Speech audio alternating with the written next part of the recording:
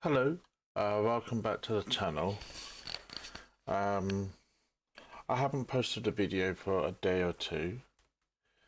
Um, I I did. I think I posted 3 videos on Sunday with this kind of first 3 parts of the Sunday session, which was a combination of cash games, and I think we started playing some tournaments. And I had a bit of a break, and then I came back and played some more tournaments mainly, I think. And I recorded, I think, about 5 or 6 videos. It all didn't go very well. I didn't really win much in the tournaments, and I didn't really play well. I'm not really a tournament player. I was just, hoping to get a bit of luck in those. So I don't think it's really worth posting each of those. I will do. I've still got them if you want me to post them. I'm quite happy to do so. What I thought may be better is just to, show you what happened here on the day by having a look at my HUD. So you can see I've got um, Holdem Manager 3 open. We're looking at the 4th of December here, and these are the tournaments we played. I don't know how many there are, about 8 or 10 games or something. Now, I think, as I said before, you have to really be careful. I find the cash section of Holdem Manager 3 really quite accurate. I mean, I haven't really gone through it bit by bit, but it does seem to record your hands fairly well. I'm sure it may miss one or two. I haven't really noticed that too much, if at all. I think a while ago I wasn't really so sure, but it looks okay for me now. I mean, I tend to have my cash gain graph on another screen on pretty constantly whilst I'm playing, and I can see it go up and down. So that seems okay to me from the cash game perspective. The tournaments side of the database sometimes seems a bit iffy to me. Like, for example, here we've got total buy-in for games here. Now, I didn't play a tournament $24. This is I think a $16.50 bounty. So I don't know why it's come up with $24 here. We got the 180 fee that would tend to suggest a 1650 game. So some of these figures are a little bit off. I mean, here for another one, for example, what I noticed, a 740 bounty and a 750 bounty. I think both of them may be 750. I mean, what I do, I don't. I mean, you can go in these and edit them. I mean, you can edit here, and I don't do this because I don't really play that many tournaments. I'm sure I might play a few more in the future, and I'll get more into changing all that, editing it, and so but I don't. What I tend to do.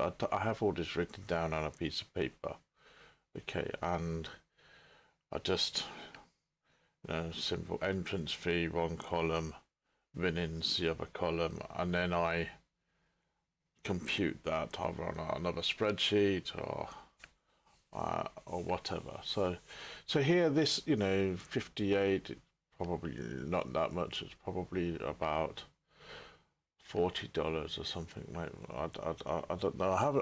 I've got it all written down on a piece of paper. I haven't tallied that up yet. Okay, so I think you can see here the times. They look about right. So the first 3 or 4 tournaments we've already put up on video. I think it's on the channel, and you can see in the evening we played about 6 or 7 tournaments. Okay, and we didn't do very well. If you look here, the winnings are about $4. Okay.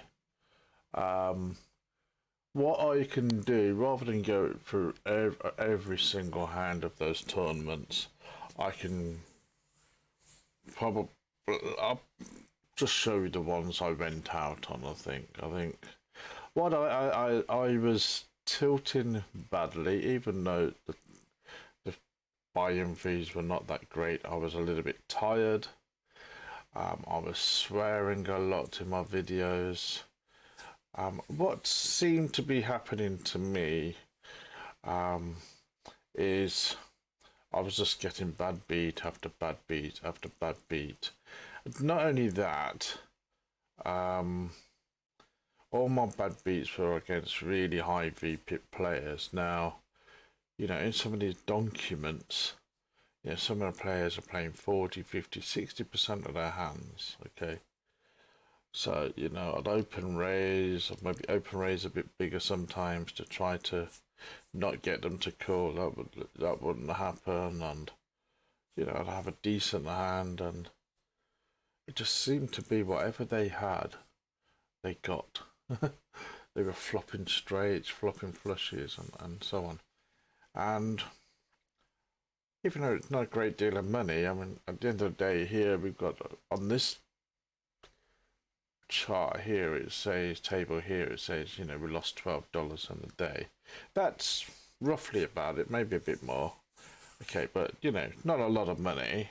But it was just irritating. I think for me, I was just like 6-7 hours of playing and just felt like a waste of time. And I know this is tournaments. I know tournaments you have to have a really thick skin. I don't really have that thick skin tournament yet. I think what it made me think was, I mean, it was a useful exercise for me to play lots of tournaments. I mean, generally, we have done okay in tournaments on both PokerStars and GG Poker. But I'm a bit of a bankroll nit, and this is a bankroll challenge. I'm not doing the challenge as a race. I don't want to get to like $10,000 within a month or two. It's not a race for me. I'm taking my time, and I think, as I said before, there was a video there by Daniel Negreanu. How much bankroll do you need, and what's a good bankroll amount, and so on. I don't, I always say to my son, and I'm the best poker player in the world. I'm a poker genius, but I'm laughing and joking. But as a poker player, I'm one of those players who needs a big bankroll. I'm not comfortable with just having 20 big blinds at a level. I like to have 100 big blinds, sort of things. Not exactly that, but you get the idea. I like kind of, if I lose 3 or 4 buy-ins in a day, I like it really. If I've got 20 buy-ins at that level, and it impacts on me more than if I've got 50 buy-ins at that level. I know, okay, I can feel more relaxed, and that I'm not going to go bust. I'm not much of a gambler. I think Daniel Negreanu said this, how much of a gambler are you? How prepared are you to go bust, and so on, and what are your options? All these are factors that you have to consider when building your bankroll. And I'm a bankroll nit, so that's what you're going to get from me. I'm not going to be one of these. Yes, I'll take shots at 20 big blinds, but I'm not all in at 20 big blinds. I think you've already seen me play some $10 games, for example. I don't think that's gone so well, but and this week I've been playing more $5 games, so, but at the same time, we lose 2 or 3 buy-ins, we're down, we step down. I'm very cautious like that, and I want to sort of build the bankroll up so that it develops into what I'm hoping to demonstrate is how to make a living, how to pay, yes, great to make a lot of money out of this, but you know. So anyway, I think you got the idea with that. So what I thought on Sunday, even though I only lost about $10-20, not a great deal, you know. Could easily lose more than that playing cash. It was playing. The most expensive tournament we played was the $12, $16 tournament. You know, so it was all well within our bankroll, but it was a complete disaster in terms of what we won. We didn't really get anything back. But even so, I found it quite stressful.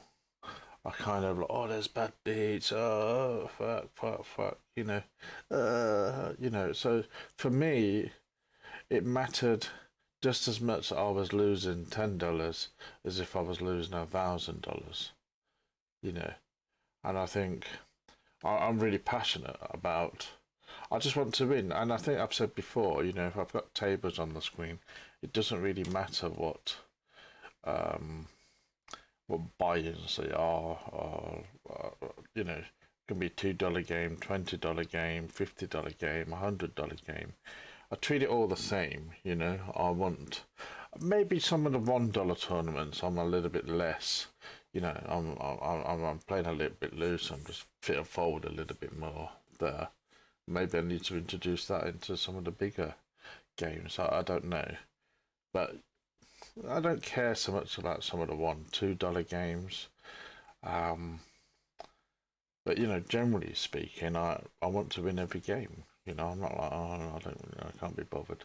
I lost patience at the end of the day on Sunday, and I think, you know, the last couple of tournaments, I just wanted out. I just wanted to go to bed. I didn't care. I didn't want to play anymore, sort of thing. So that wasn't great. So I tilted there, and it made me think, okay, what am I going to do? I think I don't really want to play tournaments until the bankroll's a lot bigger. You know, I'll have a look at the graph in a moment, and see where that is. But I think I'm going to be focusing a lot more on playing cash games daily at the moment. And if I do play tournaments, I think at the moment it would just be probably 1 or 2 tournaments, possibly on a Sunday, and possibly the bigger buy-ins, sort of, you know, $25-50 level. I'm not saying there won't be any others, but I don't think I'm really going to be playing $1-2 games. I just don't think it's a good use of my screen. You know, I prefer, if I've got like a full screen at the moment with the bankroll challenge, I want to play just 6 tables max is fine for me. I don't want to be, I'm going to take my time. Don't want to be playing 20 tables. I just like to relax. I want to be relaxing too. So 6 tables max for me is absolutely fine. It's quite easy for me. And you know, if I'm playing cash tables, you know, got a 4 cash tables there, maybe 2 tournaments, and that's it. Maybe, you know, if we've got a couple of tournaments going, just in terms of showing the screen, maybe just playing the 2 tournaments. I'm going to get out of them and put the cash games on. So, you know, I've come up with a little bit of a formula, which is going to be, I'm going to play 4 tables 9 max and some 4 tables 6 max on the screen. 4 tables 9 max because they're a bit slow and fairly easy, I think. And I think in terms of viewing, they're probably a little bit easier to view 4 tables 9 max. I will work out a way. I know I can do it. I've had a look at it already. I had to put 1 table on the screen at a time, but it would just require a little bit of effort for me to do that, to click, and at the same time, I don't want to be, you know, sitting here playing and click, and it to be 7 hours of really trying to manage presentations. I think my poker suffers like that. If I mean, if I've just got, it's a bit selfish of me, if I've just got like 4 tables on the screen, I know that it's probably not the best to look at, but I don't have to click, I'll put this on, put that on, I'll get to that table, show that, and then I start losing spots on folding, making misclicks, and I just get, it just stressful, I think, for me. And then if I'm playing 6 mats tables, I'll probably just put 2 tables on the screen, 6 mats cash, I think, as we go up, I think.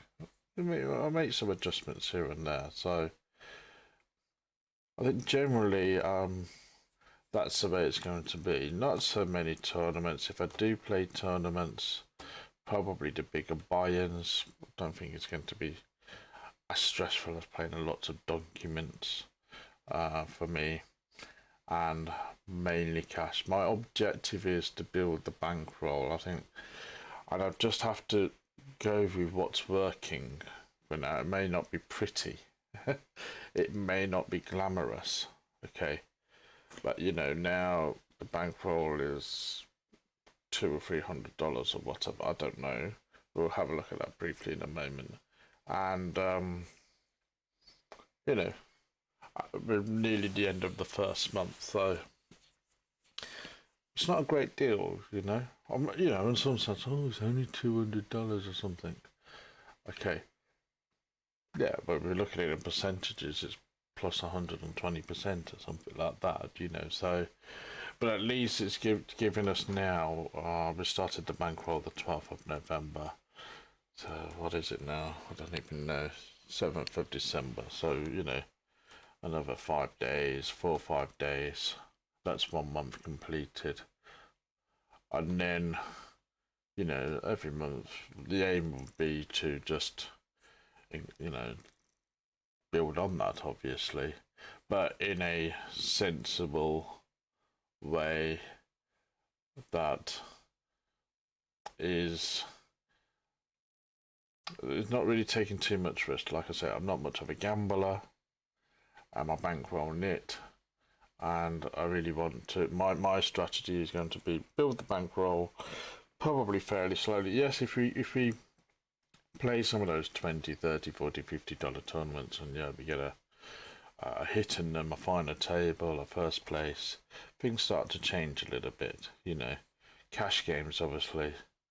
You know, if you don't get a hit in the tournaments, it's going to be slow. So we're going to have to sort of see what happens. But generally speaking, it's going to be a bit like that. So let's just have a look at what happened in some of these games on Sunday evening. So we won't bother with the $1 ones or the $2 ones.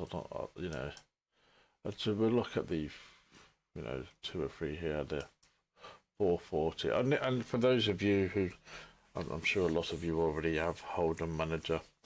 For those of you that don't, this might be help you to find out more about this product. I find it really good for me, and what we can do here is have a look and replay some hands. So if we click on this tournament here, $4.40 bounty, and here it tells us that we played 142 hands, and let's have a look at this. So we just let's go down to the last hand. I don't think it's really that necessary to go through all the hands, you know.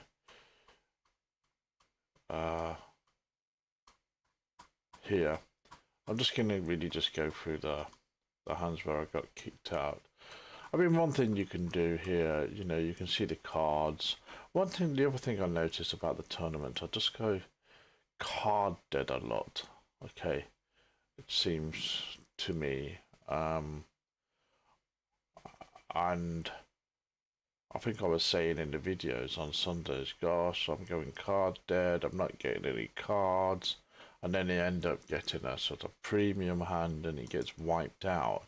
I was just moaning about everything, you know, and I didn't like that myself, you know. I just felt this sort of anger and irritation whilst I was playing that I don't really get with cash games.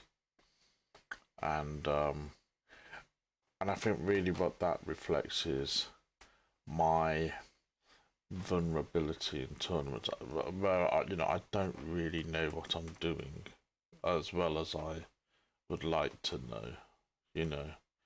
And I think once I've got a few more boxes ticked on that, knowing what I'm doing, so I know that there's a little bit more study, a little bit more study of ICM and push fold and ranges and and the differences between cash and tournament play and so on. I play tournaments, I think, a little bit too much like a cash game player, and I think I'm getting spanked for that. I'm playing too tightly and I'm getting spanked for that. Um, so there's all those factors, I think, that are impacting on my ability or potential ability to do well. So I'm relying a little bit more on luck than I am with cash games. I mean, yeah, there's always luck on the day, it's great, but you make your own luck as well, don't you? And I think I make my own luck in cash games quite well, I think. I have a level of confidence and experience in cash games that I simply don't have with tournaments. I have played a lot in tournaments, and generally I do. I've done okay in them. I've got to final tables. I've won tournaments. So there's some good signs there, but there's a lot of disasters there along the way. And on an emotional level, I tilt more on tournaments. I get angry. I get frustrated. I get irritated. I cry like a baby. Okay, so I'm just going to have a look at some of the last hands here, and those of you who don't have Holdem Manager, if you want to buy it, there's a link in the description. I think there's different modules you can buy, but I think the basic license is about $60 or something, and I can't remember, but it's not that expensive for what it is, I don't think, and I think it's a valuable addition. So let's just replay this, okay? I'll move this over here. Oops. Okay, so we can do this. That's a good thing about Holdem Manager. We can replay hands just as the last hand in the tournament. So, I mean, if you do want to see more, let me know. But I thought this would be. I'm trying to be as transparent as possible, and thought this just might be the best way to do it rather than put another 5 hours of rubbish on. Okay, so we've got ace jack off, and we're in the small blind here, and we can obviously see what I'm just going to. We don't know this obviously in the game. We don't know that this guy here has got ace king suited. He's obviously opened, raised in the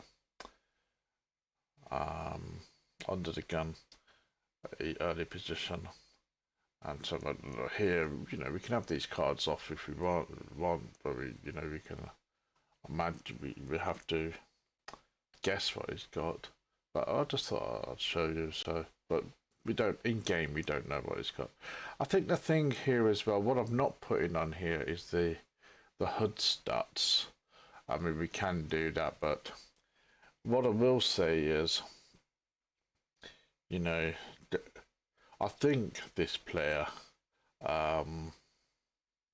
maybe had a high VPIP, was kind of pretty much playing a lot of hands, and so yes, he did open raise early position, and maybe I had a little bit of assumption that it was playing really loose.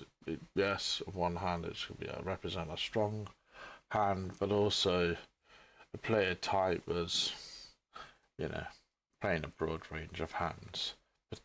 But I'm not putting the HUD stats up there. They're not really working too well, the HUD stats. But don't think it gives the HUD for every player when I open that up, so I just left them off. So that's just generally what I would say. So let's see what happens. So it folds round to us, and we've got 18 chips here.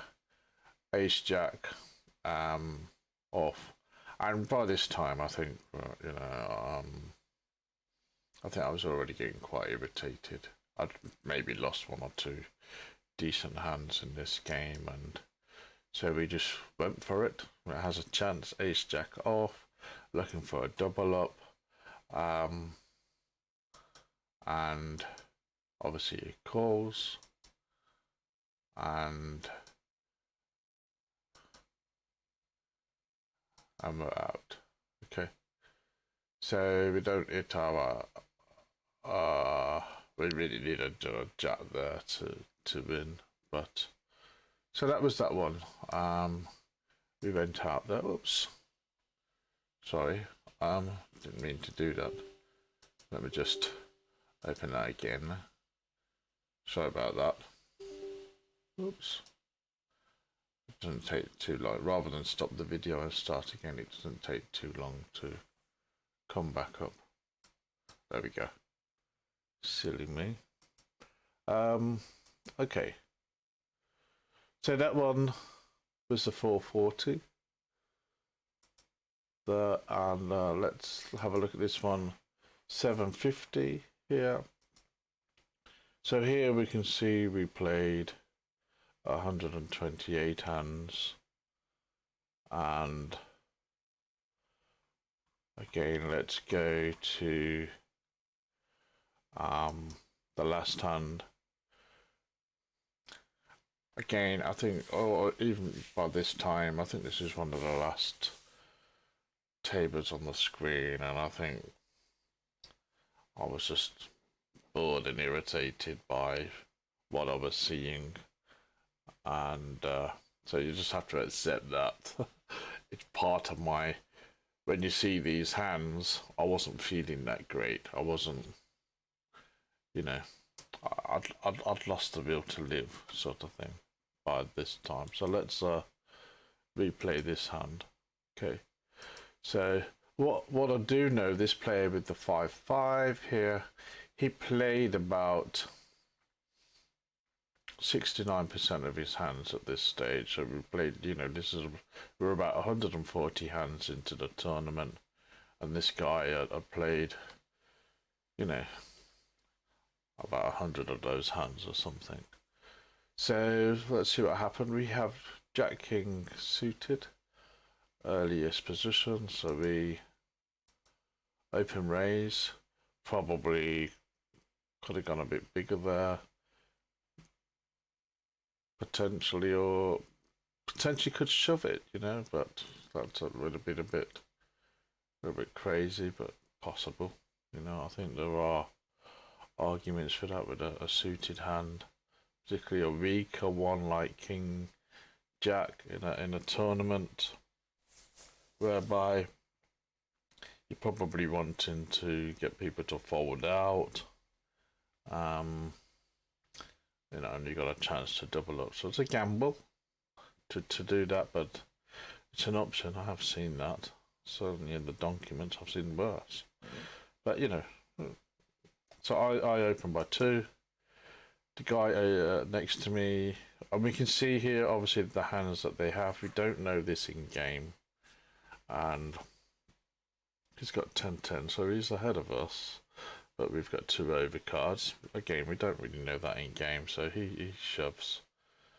He's got 17, 18 big blinds, and then it comes round, and I knew this guy was going to call a shove, because pretty much that's what he was doing every hand, and he calls. So bearing in mind that this guy, I knew that this was an action that he was going to take. Okay, so I was thinking my King Jack is probably ahead of what he had, because looking at some of the hands that this guy played, they were like Queen 3 off, 10-2 off. It was this kind of thing, This guy, I can't remember, but my poker god, so he must be quite good, you know. And so we have we have all this money in the middle, and here with the equity, it shows you the odds, 30% chance. Well, that's, you know, to win all this money, 40 big blinds, and I put my chips in, and I call. Oh, sorry, quick round, and I go all in. Sorry, I go all in, and not a great move. But bearing in mind, I think this was the last hand of the day. I think the other tournaments may have finished by this time, and I didn't care. So, so let's have a look at the flop. Then this was a fairly typical flop. So if you have a look at this, so the next bit is the flop. Well, obviously the 5-5 calls. So great. Now we have top pair on the flop. This was typical. This hand represents the day that I had on Sunday evening. Okay, in its entirety, the day can be summed up in this one hand. Okay, so we're multi-way. We've got top pair. We obviously have, all the cards are turned up now, so we're ahead. We've got 2 diamonds. He's got 1 diamond. He's got 2 5s, so we're happy. Now, bearing in mind this guy has played, I think about 71% of his hands. Okay, the next card. Let's have a look what comes on the turn. What card do you think it is? I mean, what card do you think it is? Have a guess. Okay, let's have a look. Yeah. Okay. So we got a 5 on the turn, and that kind of summed up. Yeah, okay, it's normal, it's poker, but on Sunday, this kind of thing for me was relentless. It was relentless. I mean, even now, even though this is only what, a $4 game, I'm nearly in tears now. For me, it's not the money; it's the principle. I was almost on the phone to the police, saying, "Please, can you please go and arrest Poker Stars because I'm getting fucked." Anyway, so so that represented the day for me, and then the next card is a 3, and I don't think it really mattered for this guy now. So he got his flush, but that's an irrelevance now. So he's got the big stack, and this is what was happening: big stack, with you can see it for yourself, and it was just constant. Whenever I was in against a big stack, I was out, or I was losing, I was behind. So it just seemed to be impossible. So that was the last hand in that one, and that was a 750. Let's have a look at the 440 here. We've got 55 hands played. Let's go down to the last hand. Okay, and we replay that.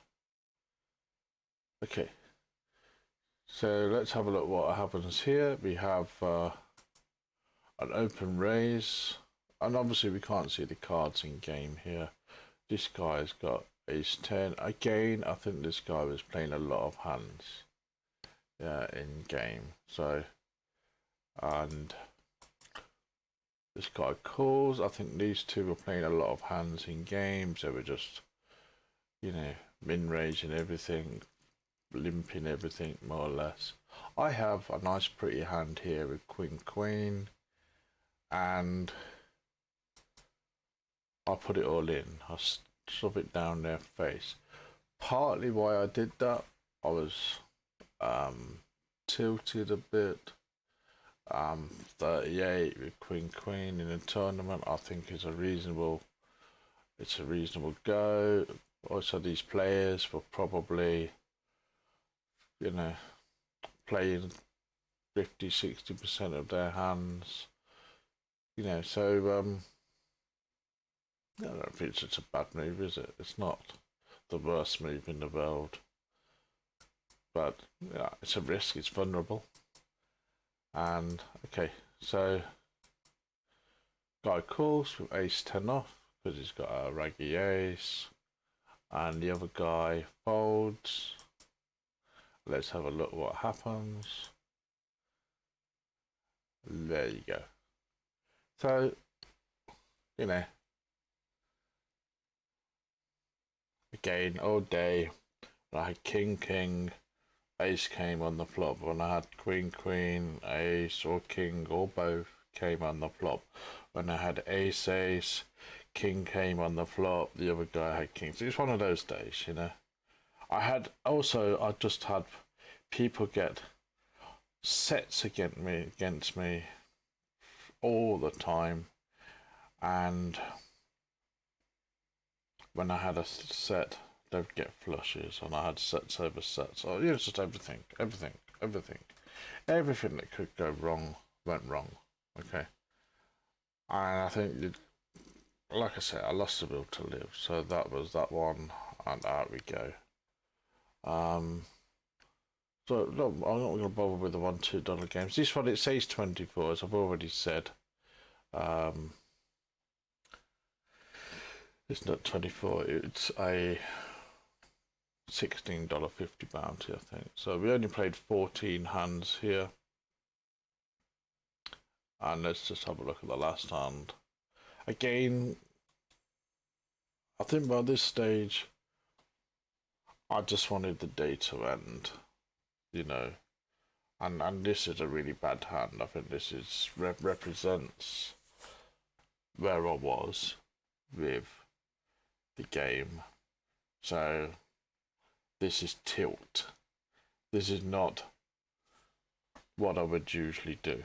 Okay, so this is pure tilt. We have early position ace queen off. Okay, total monster of a hand, and we open raise. It's only 14 hands into the tournament. This guy raises. Again, it's only 14 hands into the tournament, but I have a feeling this might have been a guy who had been playing a lot of hands. And guy calls. So we're sat here with, you know, 23 big blinds, 74 big blinds here. We've got ace queen off. Not a great hand, okay? It's beaten by many things. It's not suited, but I'm thinking there must have been a dynamic here with these two players. Just flatting a re-raise suggests a little bit of weakness. Now we can see now he's got a weak hand. Okay, so that confirms our suspicions there. So I think I'm ahead of this hand. Okay, this hand I'm not so sure about, but I've got ace queen off. So what do? I'm thinking, well, I could go for it here, and I could triple up if I get two calls. You know, that's what I'm thinking. But also you have to bear in mind, I'm not really thinking straight. So that's my logic. You have to bear in mind I'm pissed at this stage. I'm not pissed in terms of drunk. I don't drink alcohol. But I'm angry with life. I'm angry with poker, not live. But I was angry with my experience that day. So the fold comes back to us, and I shove. Okay, bit loose, very loose. We're in an early position. We've got ace queen off. We've got all the things I just said. That was my rationale. And we get called by the 8-8.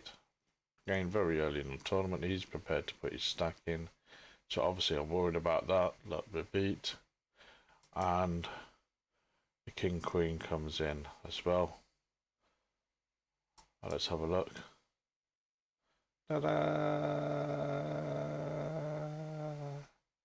So 200 odd chips there. We now need an ace to pick that up.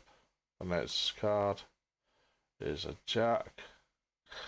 And now we need an ace. Please be an ace. And it's a 6. Okay. And that was my Sunday. Okay. So now I've got to get the correct tallies on my piece of paper and the winnings here, and put it all down. So I'll just make a note of it here a minute. So, but let's have a look at the chart now. For the last 2 days, I've played a few cash games, and let's have a look at the graph. And down a little bit this morning, I think. Need to work on that. So what I need to do now is, what I would do, I would calculate in those tournaments what I lost on Sunday, let's say $15. What I would do, I'd go into the bonus bit and take a little bit off this tower here. So this will make the yellow line come a little bit closer. This will come down a little bit. Because this is really, it doesn't really matter too much. This is just the yellow line is the bankroll challenge profit on PokerStars, okay, and and the green line is the cash game winnings, which is not a great deal at the moment, but we've only been playing $2 games mostly, I think. I've been messing around a little bit as well. So that's that. We've got about 4 more days to go before the end of the month. What I will try to do is I'm going to play a few more cash games, and then I'll give a bit more follow update on I try to do the update for GG, which I haven't played at all for about a week or so. I think that's about break even, maybe a little bit of profit. I don't really know. And we'll try to get ahead here a little bit with the cash games on PokerStars. We do have a monthly poker challenge that we're going for, and I think at the moment I haven't got my PokerStars open. I don't think, no. The monthly poker challenge, we have to get 750 points to get $60. I think we have about 250 points so far. So, so I think we've added a little bit onto that. We've probably, there's a plus $20 equivalent in that monthly poker challenge. It's going to take us a few more days to get to 750, and hopefully we won't go down in that. But we've just got to kind of keep it together in the cash game. So my general idea is to take this yellow line up, probably quite slowly. And when the bankroll's a lot bigger, we're playing some more tournaments. I mean, I may on Sunday play 2 tournaments. If this is around about $120, $150 or something, yeah, I may play $20 or $30 worth of tournaments on the Sunday to try to give it a boost. Okay, so that's that. I think what I wanted to do is just try to be as transparent as possible and not to make it too boring. And I thought, okay, this may be the best way to do it. If you want to see more, if you want me to upload those 6 or 7 videos of those tournaments, I've still got them on file somewhere. I'm quite happy to do that. I don't really care, but I just thought you might find that a bit tedious. You know, and there's not really that much there to see, to be honest. I think really I've shown, there might be 1 or 2 more interesting hands, but I've shown you the final hands of the bigger tournaments there. If you do want me to do some hand analysis using the Holdem Manager of the cash games or any other hands that I've played and to go over, I'm probably going to do that anyway. But if you want, you know, if you see a hand and just give me a message, I'll try to put my email also on the somewhere on the YouTube channel as well. So then, you know, send me a message and say, can you do a little video on this hand? I want to know a little bit more about it, and I will try to do that. Okay, hopefully you enjoyed that, and I hope to see you again soon.